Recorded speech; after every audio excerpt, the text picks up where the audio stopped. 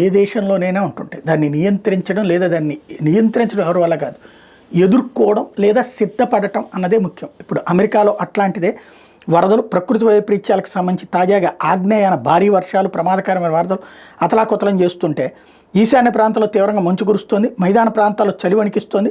కెంటకీలోని clay కౌంటీలో సంబంధించిన వరదల్లో శనివారం ఒకరు ప్రాణాలు కోల్పోయారు. వరద హెచ్చరికల నేపథ్యంలో జాక్సన్లోని కెంటకీ రివర్ మెడికల్ సెంటర్ను మూసేశారు.